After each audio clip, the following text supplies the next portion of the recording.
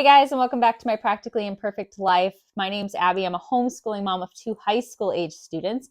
And today's video is part of a Homeschool Show and Tell series that's hosted by Abby from Rooted in Rest and Jessica from the Waldock Way. Basically, how the Homeschool Show and Tell series works is every month they give us a topic to create videos about related to homeschooling. And I love this month's topic. It is Homeschool Mom Must-Haves. So today I want to tell you my top 10 things that are my must-have items as I homeschool older students. So number 1 on my list is my Epson EcoTank printer. Now I purchased this printer just about a year and a half ago, and I am so glad I made the switch. I had tried standard inkjet printers. I had done the HP Instant Ink subscription services, and I was just spending so much money on ink. I was trying to print as much as I could in black and white because I thought, well, that'll be the cheapest, but I felt like I was missing out on a lot by not being able to print out color diagrams and color workbooks. And I needed a better solution. And I'd heard so many people talk about these EcoTank printers. And I thought, you know what, why not? Let's jump right in, check it out and see what we think. And I have loved this printer. So the way that it works is that you actually receive bottles similar to these for your black ink and your color ink. And they just fit right on top of the tank. It auto fills, stops when it's full, and then you refill it when it's getting low.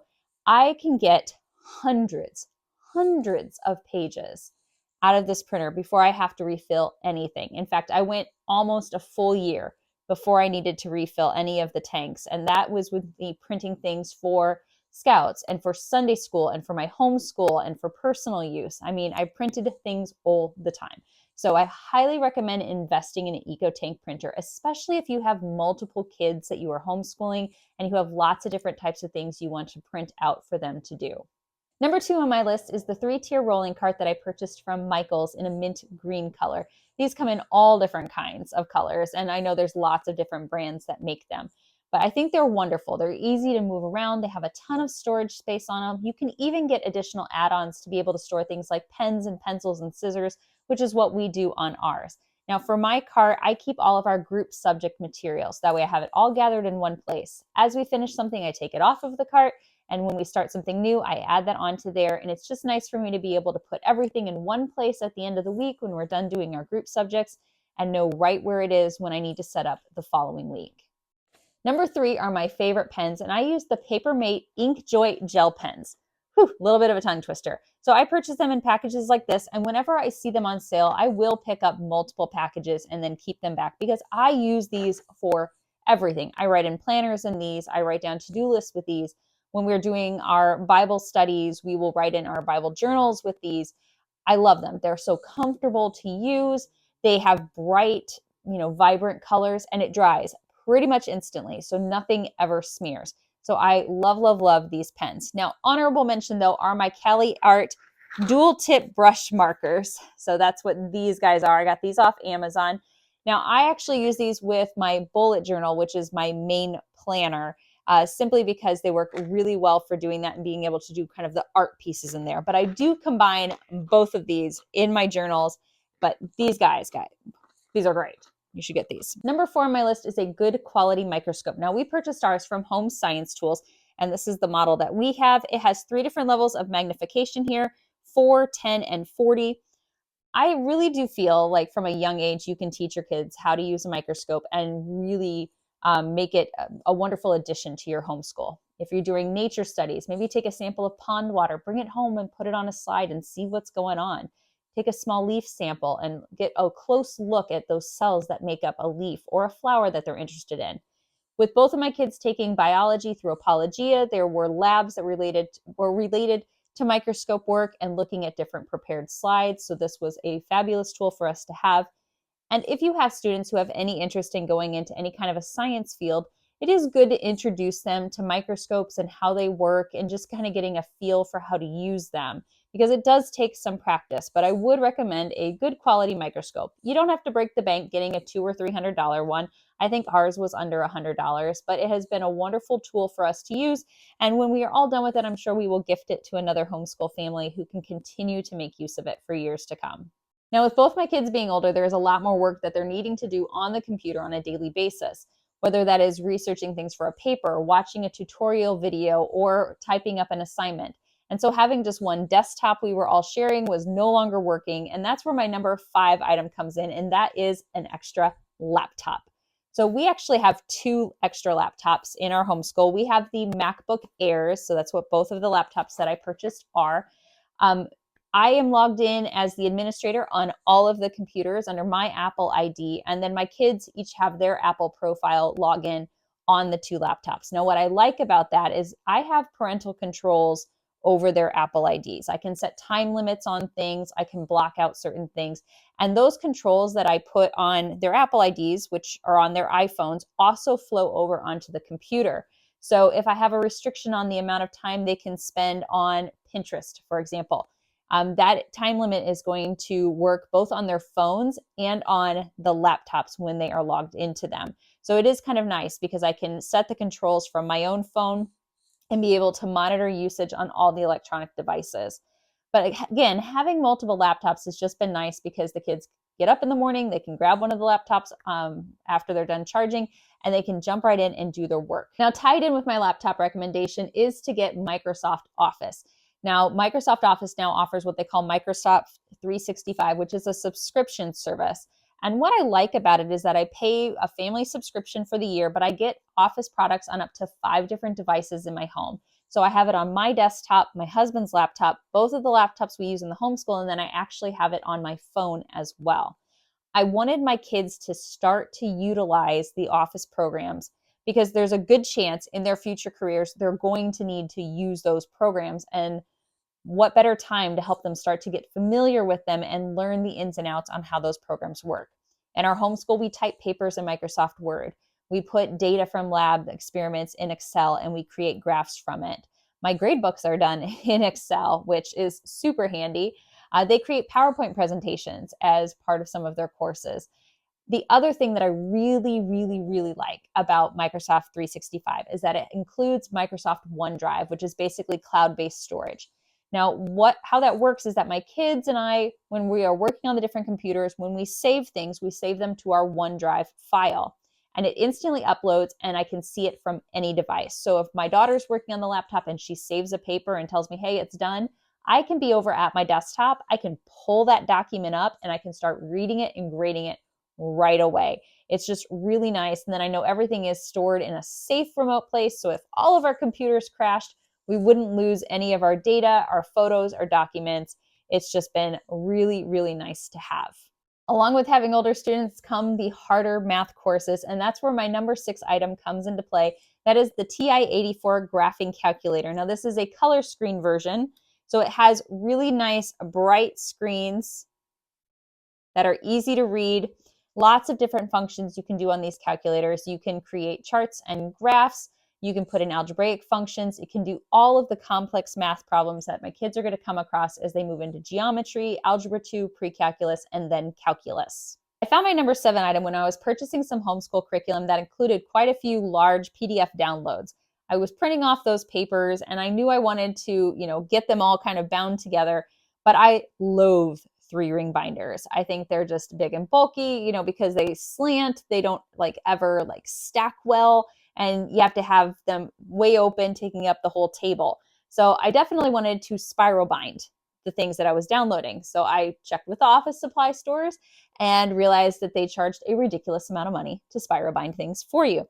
So I found the Cinch from We Are Memory Keepers, and I have featured this in a couple videos in the past, and I'll try to throw up some footage here kind of showing you how it works. But basically what the Cinch binding tool does is it allows you to punch your pages and then put them on a spiral binding. They have all different kinds of sizes and colors for their spiral bindings. So you can get ones that are up to over an inch, so you can hold well over 100 to 200 pages. I have used that to create workbooks for things like our Guest Hollow courses. So this is what the binding looks like when you have it on. And it works just like any other spiral binding. I mean, I can flip things all the way around. My kids can flip open to pages, lay it down on their desk, lays flat, holds things well. I've never had an issue with pages falling out of these bindings or anything like that. I can also adjust where the holes are punching on the Cinch. So if I was doing something that was smaller, like maybe a small little notebook, there is simply a way that you pull the tabs and it adjusts where the holes are punched to fit that particular paper. So it can be used for arts and craft projects or to, create custom gifts, or you could simply use it to create a whole bunch of spiral bound things for your homeschool. So I don't think I'm alone as a homeschool mom in saying that I am a total book hoarder. I love any excuse to add more books to our homeschool library, and I have bookcases all over this room. You guys have seen them in videos, and in front of me on the floor are stacks of books that just came in for a couple of Gust Hollow curriculums that we're doing next year. But how do you keep them all organized? Know what it is that you've got. What do you have for different subjects? What have you read? What have you not read? That's where my number 8 item comes in, and that is the Book Buddy app. I love this app. It does have a free version and then a paid version, and I do recommend paying the few dollars to get the paid version because you can upload unlimited number of books into the app for just a few dollars.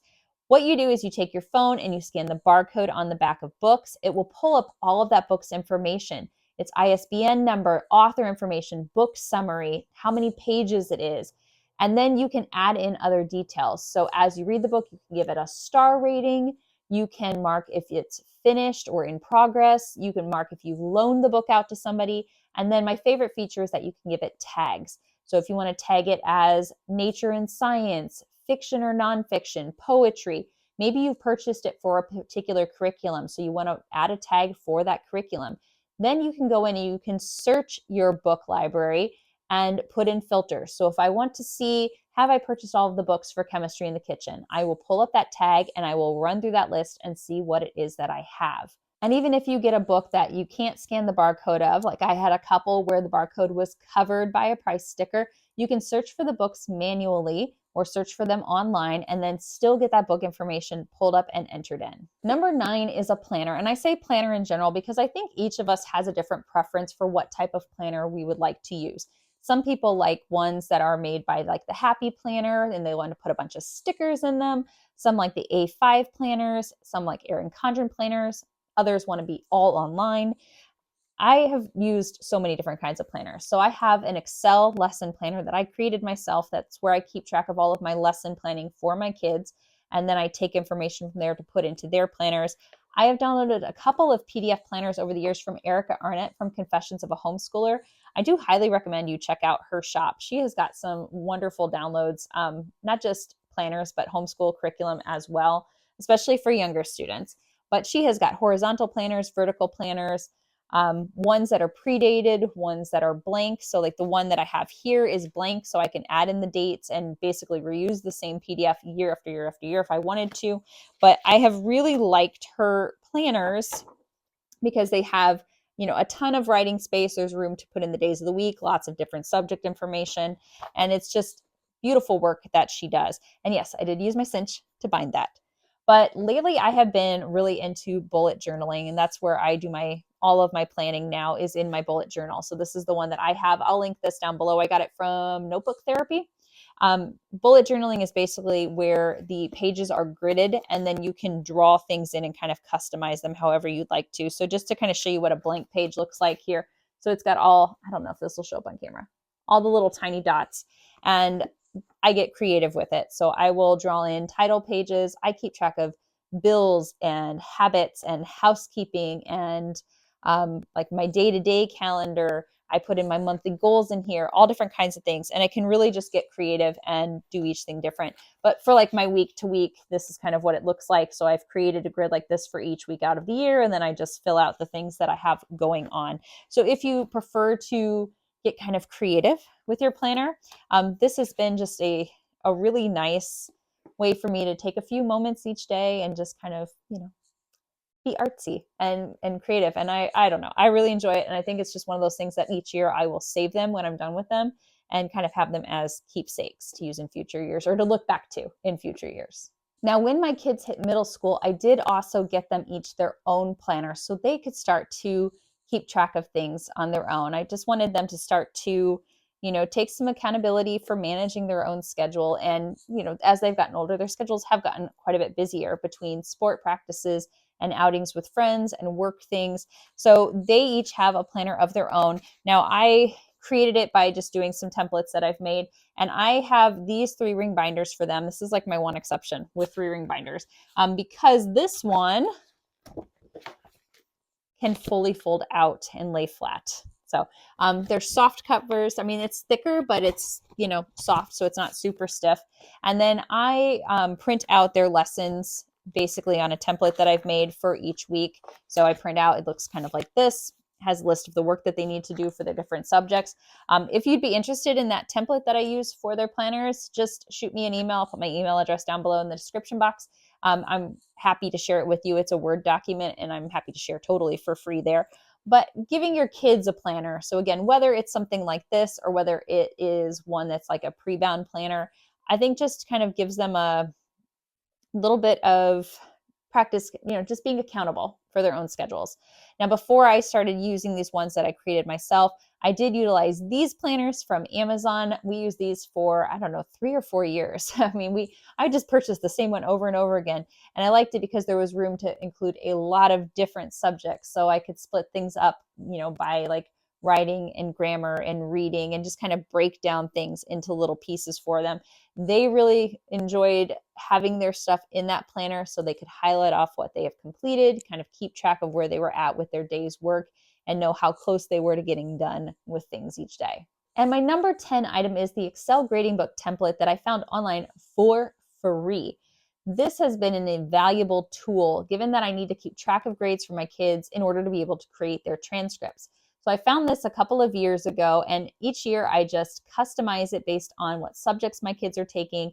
I can go into each subject and determine how I want to weight different assignments. So do I want tests to be worth more than daily assignments? Do I want projects to be worth a different percent? I can keep track the date that something was assigned, what the assignment was, and what grade they got. And then it will auto-calculate their grade for that course for me. And then it will bring it forward to a grade card. So it's just really nice because all of the formulas are already in there. All I have to do is the few customization things. In fact, I did a whole video talking about this program, where I found it and how it is I utilize it. I will link that video down below for you if you'd like to check it out. But it's just made keeping track of grades so much easier, especially since different courses have different components that are coming together to compose a grade. And I guess I do have one bonus item that I want to include as a homeschool mom must-have, and that is some comfortable seating. So you guys see me sitting in these chairs an awful lot in videos, and then I have another chair that I got at Target that a lot of times I will pull up to my desktop computer when I'm working. They're just so comfortable, guys. These are fold-out chairs that I got off Amazon. They were for a great price. They've got covers that I can pull off and wash if I need to. My kids oftentimes will pull their desk chairs away from their school desks and pull these up so they can sit in those to do their schoolwork. Because, why not be comfortable when we're homeschooling? I mean, there's no rule that says we have to sit in uncomfortable, hard chairs at a desk to do our work. If we want to sit in a cozy reading chair, if we want to be sitting on the couch, if we want to sit in a recliner, let's do that, right? So some comfortable seating to put around your home or your homeschool room is just really nice because it invites your kids to kind of come over, cuddle up with the books that they're working on, and just kind of relax and enjoy working through their school subjects. And that wraps up my list of homeschool mom must-haves as a homeschooling mom with older students. I will link these items down below in the description box for you if you'd like to check them out and consider adding them to your own homeschool. And I also encourage you to check out the other videos on this month's playlist. There are lots of great ideas being shared by other moms around the country. If you enjoyed this video and found it helpful, don't forget to give me a thumbs up and consider subscribing down below to my channel so you can follow along with our homeschooling through high school journey. As always, thanks for joining me today, everybody. Happy homeschooling.